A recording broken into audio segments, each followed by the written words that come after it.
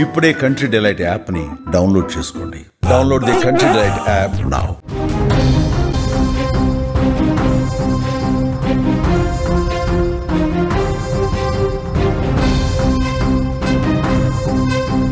వెనుజులా భూకంపంతో ఒక్కసారిగా ఉలిక్కిపడింది.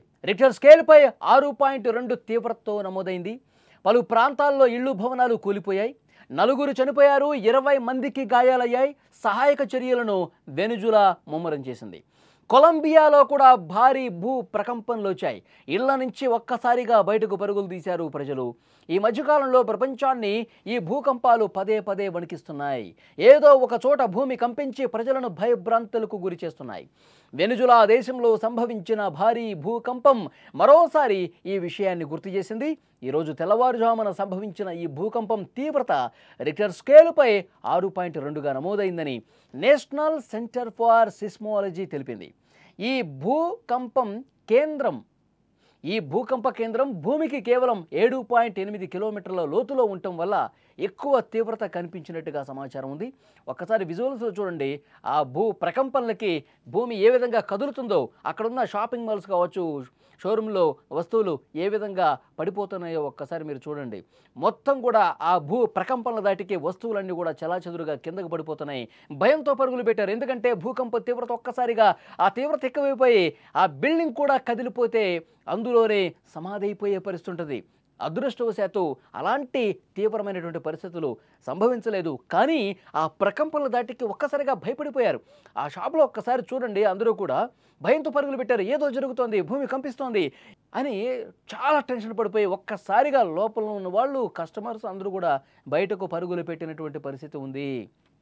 ఇలాంటి సిచ్యువేషన్స్ చాలా చోట్ల కూడా వెనుజులాలో కంపించాయి. వెనుజులా రాజధాని కారకాస్ పశ్చిమ దాదాపు 6,000 కిలోమీటర్ల దూరాన జులియా రాష్ట్రంలోని మెనే గ్రాండే ప్రాంతం ఈ భూకంపానికి కేంద్రంగా ఉందని ఎన్సిఎస్ తెలిపింది. భూకంపం ప్రభావం చాలా తీవ్రంగా ఉండటంతో కారకాస్ నగరంలోని పలు భవనాలు బీటలు వారాయి. కొన్ని ప్రాంతాల్లో భూమిలో పగుళ్లు కూడా ఏర్పడినట్లు అధికారులు చెప్తున్నారు.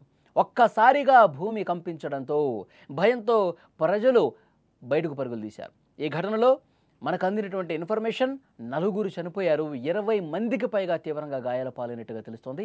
వెంటనే అప్రమత్తమైన అధికార యంత్రాంగం ముమ్మరంగా సహాయక చర్యలు చేపట్టింది. ఇళ్లు కూలిపోయిన వారిని సురక్షిత ప్రాంతాలకు తరలించారు. గాయపడ్డ వారిని ఆసుపత్రులకు తరలించి మెరుగైన వైద్యం అందిస్తున్నారు. ఈ ప్రమాదంలో భారీగా ఆస్తి నష్టం కూడా జరిగినట్లు అధికారులు అంచనా వేస్తున్నారు. కానీ మనకి వస్తున్నటువంటి ఇన్ఫర్మేషన్, అక్కడ తాజా పరిస్థితులు, పెద్ద పెద్ద భవనాలు కూడా ఉన్నాయి. ఎక్కడైతే భూమి కంపించిందో అక్కడ వందలాదిగా ప్రజలున్నారు. కానీ అక్కడ ఒక విషయం ఏంటంటే, వాళ్ళందరూ కూడా వెంటనే భయంతో పరుగులు పెట్టేశారు. భవనాలు అనేవి కుప్పకూలలేదు. పెద్ద పెద్ద భవనాలు ఉన్నాయి, వందల కొద్ది నివసించే భవనాలు ఉన్నాయి.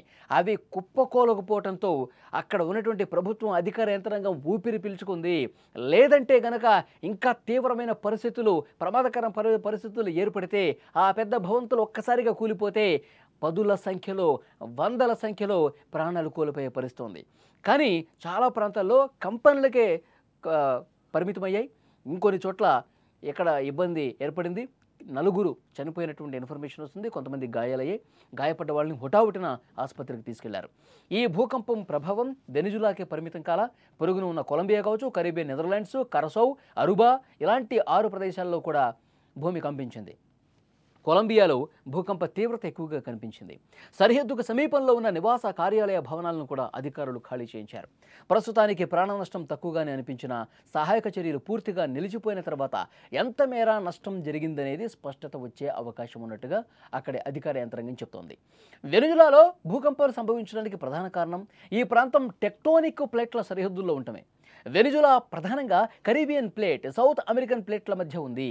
ఈ 2 ప్లేట్లు నిరంతరం ఒకదానితో ఒకటి రాపిడికి గురవుతుంటాయి.